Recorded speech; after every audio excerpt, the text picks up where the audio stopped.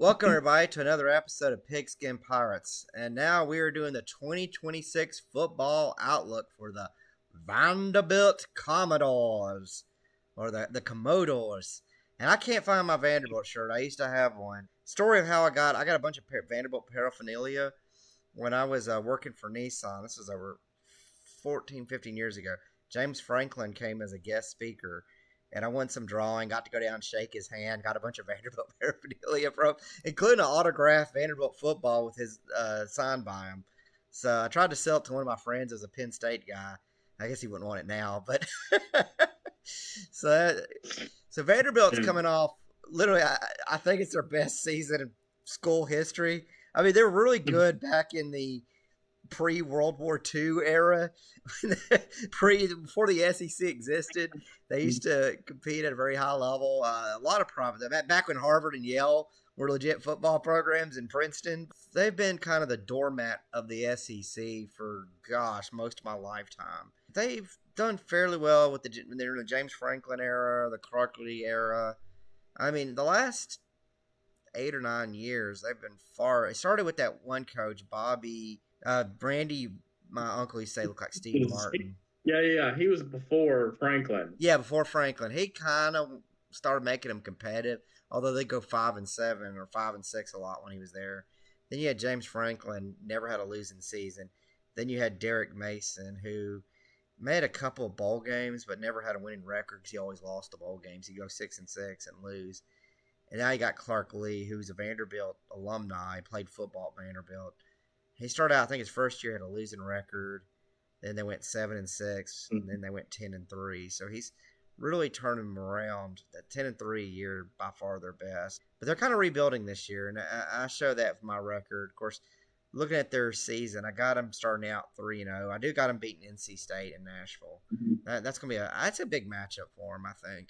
NC State, man, that's a football program that always gets hype and then barely does anything. I remember there was one year Tennessee played them, and they were like supposed to be competing for the ACC, and they're ranked. I think it was the year we had Nico, the year we made the playoff, but we came in there and we just drilled them, and they were supposed to be good, and they tend to.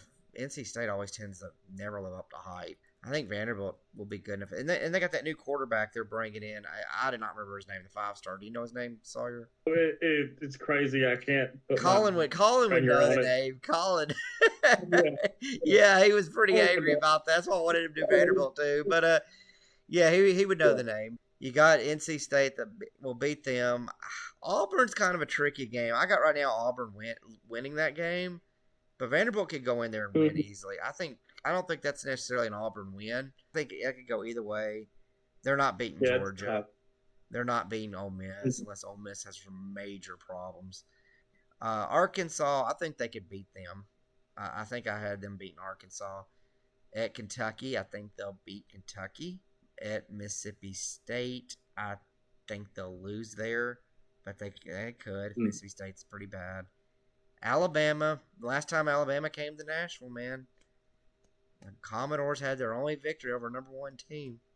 Tore down the goalpost, took them down Music City Boulevard.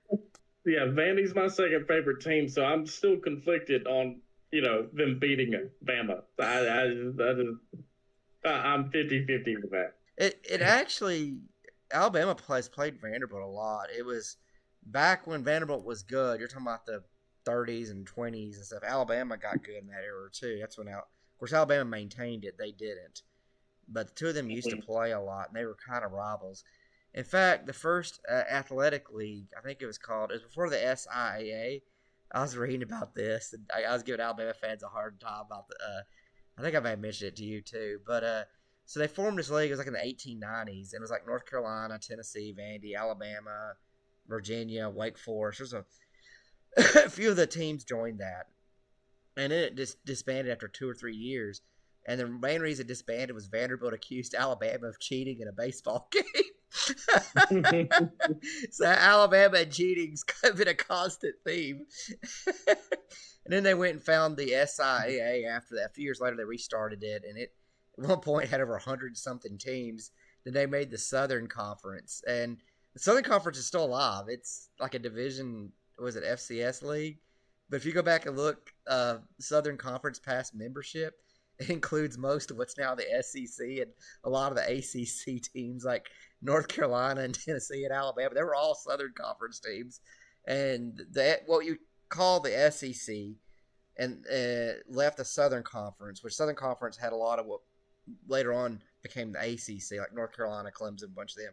They were all in one league, and a chunk of the Southern Conference said it was too big, and they agreed to split based on the Appalachian Mountains. And 13 teams left the Southern Conference, and they founded the Southeastern Conference, which that's how the SEC came along. And of course, 3 of the SEC teams left. Swanee, who nobody knows unless you watch SEC shorts that they were in the SEC. Tulane and Georgia Tech. Georgia Tech left because, once again, they accused Alabama of cheating. Sawyer, I see like a consistent, some consistency here with regard to Alabama. Yeah, but look, they're just mad because, they couldn't be like us, okay? Nobody can be like us. Well, it's funny. Georgia Tech, I think it was like 2 or 3 years after leaving the SEC, petitioned to try to come back, and there was too many some teams were angry at them, wouldn't let them come back after that. I bet that was kind of a stupid mistake. I bet they wish they were in the SEC now. Then, of course, the last 3, Alabama, Florida, and Tennessee. I think they'll lose all 3 of them, but honestly, looking at Vandy's schedule, I had them 5-7. This schedule's not as daunting as I thought. They might could win 6 or 7 games. It really depends on how quickly their team grows up. But at Auburn is not necessarily a guaranteed loss. They could win that one. They should beat Arkansas, should beat NC State, should beat Kentucky. They can win at Mississippi State, and they can win at Florida. Tennessee has to come to Nashville, so maybe – I think Tennessee will be up for them, though, after what happened last year. But that's a rivalry game. But I think that – I really think Tennessee is going to beat them this year. As a ball fan, I'm pretty confident on that game, but you never know. But this will be kind of a rebuild year for Vandy. But if they win 7 or 8 games, Clark Lee definitely has earned his paycheck, and it's not that laughable if things go their way and teams like Florida and Mississippi State and Auburn don't gel as quickly and don't end up being that good. Vandy can knock some of these teams off and get into that bowl game again. What's your thoughts, Sawyer? Because you follow Vanderbilt very closely, too. First 3 games, I think 3-0 right off the bat, but then Jordan-Hare Stadium is tricky in itself. So that could be a toss-up game for me, but I have Auburn winning that game. So I do, too. I will say the last time Vanderbilt played there, they won. That was the Diego Pavia. That was 2 years ago. Because I remember one of their bragging rights is they actually played UAB, and they beat UAB, and they beat Auburn, and they beat number 1 Alabama, and Vanderbilt fans were saying they owned the state of Alabama. I remember that.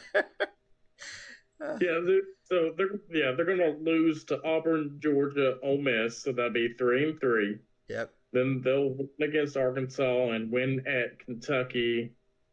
I think that they could win at Mississippi State. I think that if they can get their stuff right by that time of the season, there November 7th, I think they can beat them. But I see a loss with Bama. I don't know about Florida.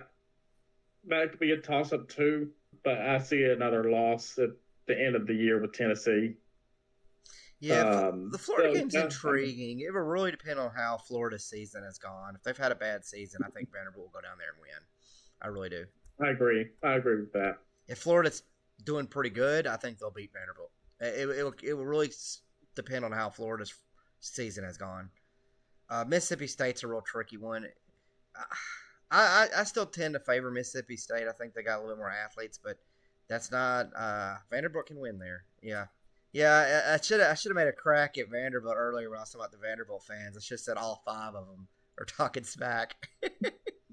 They've actually, and that's another thing that's kind of changed. Vanderbilt athletics, I brought this up in another video. It's really, I think the NIL era is kind of favoring them a little bit. I think they got the right coach, and they've been able to keep him. He's an alumni, so he's not as likely to leave. I mean, eventually somebody's going to, if he continues to be successful like he has been, some school's going to pour out big money. He eventually's going to say yes. The money will eventually talk. But Vanderbilt's spending money. They did give him a big raise. They're spending. They're doing competitive in all sports too. They're pulling their weight in the SEC. They're not the doormat anymore by any means. And they got a really good endowment. They're starting to get more and more fans versus what I remember them in the past, where you'd go there and there'd be 70-80% opposing team fans in their stadium. I think you still have that in some of the situations, like Alabama coming to Nashville and Tennessee. It's still going to be 60% Bama and Tennessee fans. But let's say teams like Arkansas, well, I think there'll be more Vanderbilt fans in Arkansas when they play them, especially with Arkansas tickets. Man, look at that. Arkansas, $98. There you go. I guess, maybe the Vanderbilt fans are willing to fork it out. I don't know, but I'm not seeing $2 or something ridiculous like that with Arkansas. Oh, man. Poor Arkansas. That's all I got to say. Yes, it's very favorable schedule here. That NC State game is big. If they can win that one, and they've done pretty good. They won back past 2 years. They beat Virginia Tech both times. So if they could beat NC State, I think that NC State and Mississippi State and not lose at Kentucky or Arkansas, that's their 6 wins there. And then maybe you might have a chance at clipping Florida if they're not having a good season.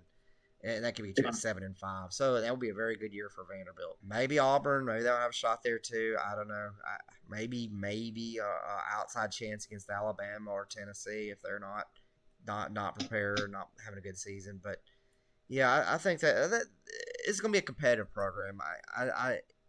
They're on that fringe on whether they're going to make a bowl game or not. Yeah, promising. That's for sure.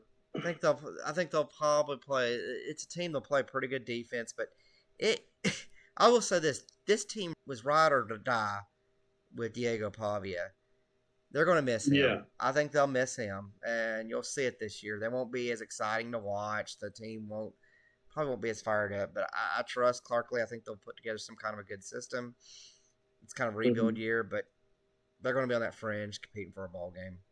Yeah, I'd have to agree with you. I think 7-5, 6-6. I can see it both ways.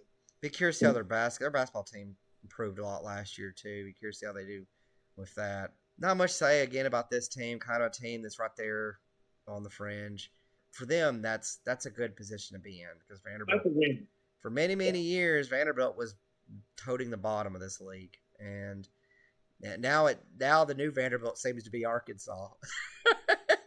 Yeah, dude. For years, all they were known for was academics and their hospital. That's it. And they're still good at that. It's still a very good school. Their hospital's still very good. My wife had surgery there a few years ago. It was a very, very good experience with Vanderbilt hospital system. So no complaints on my end with that.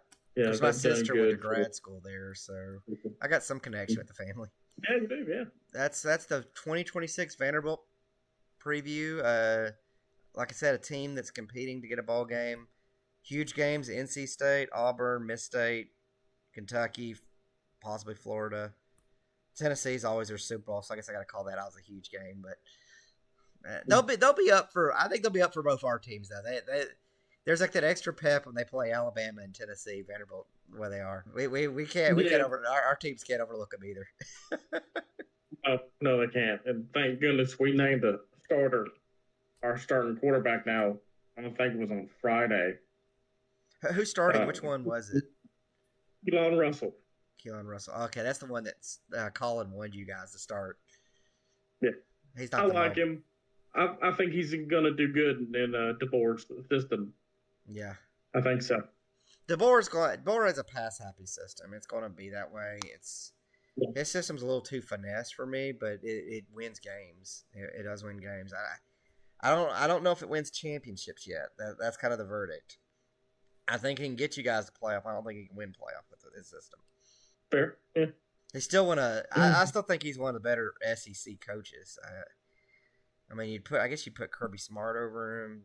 Oh, dude, yeah, you have to. Yeah, Kirby Smart is at the top of the list. Yeah, well, I'm trying to think who else would be ahead of. Probably Kiffin. If I had to go my pick, I would say ahead of Kalen DeBoer, I would say Kirby Smart, Clark Lee here at Vanderbilt, Mike Elko at Texas A&M. Maybe Josh Heupel. I think they're very close. Heupel's had less resources to work with. That same with Clark Lee. That's why I'd argue them. I'm not. I don't put. I wouldn't put Steve Sarkisian over him because Steve Sarkisian's at Texas. And they got all that money. He should be winning more there, in my view. I don't know if I'd put Brent Venables because he's only had one good season so far in the SEC. I have to see more than one. At least Commodores had 2 good seasons. So I don't know. I think I'd put. I don't think there's anybody else in the SEC I'd put ahead of Commodore. Maybe Lane Kiffin. I put Lane Kiffin probably ahead of him. That's maybe about it. I'm not sure any of the other coaches. I still think he's one of the top. He's about the same as Heupel. They're probably in that top. They're probably tied for 5th or something, 4th. I'd put Smart, Kiffin, Mike Elko, Clark Lee maybe ahead of him. So yeah, maybe have him and Heupel tied for 5th. Yeah. Now SEC coaching rankings. There you go. Talk about the Vanderbilt preview. I guess we don't have as much to talk about Vanderbilt. That's why. Like I said, it's a rebuilding year. They brought in a decent transfer class. I don't think they'll be as good as they were in the past, though. We'll see. I guess that's it for the 2026 Vanderbilt football. We're getting very close. 2 weeks away from the season. Technically only 1 week if you count the season week 0 or whatever that's coming up. But it's next weekend. Got NFL preseason games on. High school football is kicked off. I mean, it's here. The season's here. And the weather outside felt pretty cool today, too. Played golf yesterday. Nice. I need to hit the links again. Thank you, everybody, for tuning in. Had some fun talking about the Vanderbilt Commodores, SEC history, and SEC coaching rankings. I should ask you, Sawyer, before we go, do you agree with my SEC coaching ranking? Yeah. Clark Lee, what he has done so far at Vandy, or to be Vandy, yeah. And, yeah, he's above DeBoer. Yeah. Pretty accurate. Yeah, I guess I would go in order. Probably Smart. I think Elko's too, but we'll see. A lot of that's what he did at Duke too. Imagine what he did at Duke in that. Probably Lane Kiffin 3, Clark Lee 4, Heupel and DeBoer tied at 5th. I'd probably put Steve Sarkisian right after him. Maybe Brent Venables after Sarkisian, or I'm trying to think who else out there. I like Eli Drinkwitz. I do think he does okay at Missouri. Maybe I put him ahead of Venables. I'm not sure. A lot of the other ones are really. Then you're starting to get a lot of unproven ones once you get past that list. Right. A lot of new faces too. Yeah. Yeah. There's like how many you got? 1, 2, 3, 4, 5. 5 new coaches in the SEC this year. Or for the 5 or 4. I mean, you got Kentucky, Arkansas, Florida, Auburn, Ole Miss. Yep, 5. Yeah. Technically, I guess you could say Kiffin, but Kiffin was already in the SEC. It's just come on. Kiffin, he just transferred teams. Yeah. Yeah, he's the portal king anyways. He'll be at Alabama in a few years. That's like the over-under how long it takes, because it's like LSU fans, it's going to happen at some point. He's going to leave you guys for Alabama. That's his next stop. Or Texas. I can see him leaving it for Texas, too, because Texas will fork the money up. If Kiffin doesn't win soon or win early for LSU, I can see him leaving by a good 2 or 3 years down the road. I don't think he's going to. Like I said, I'm not buying this year. I don't think he's going to do that hot this year, but I think he could be really good in 27 and 28. I think long term he's going to be very successful there. I don't think he's going to be that strong this year. We'll see. His coaching goes through the portal. Yeah, and it favors him because he grabs these guys and they play well for him. So we'll see what happens. Well, Vanderbilt the same way. Yeah, so we're talking about Vanderbilt. Vanderbilt the same way. They rely on portal a lot, and Clark Lee has. So we'll see. Vanderbilt's been kind of, which is interesting that their quarterback's not through the portal. They got that 5-star recruit. I cannot remember his name out of Georgia. Colin would know because he was pretty bitter about that. But, thank you everybody for tuning in for the Vanderbilt Commodores, where we did everything but talk about Vanderbilt. I guess we got one more team, the Florida Gators, and then we're done with our 2026 previews. But thank you, everyone.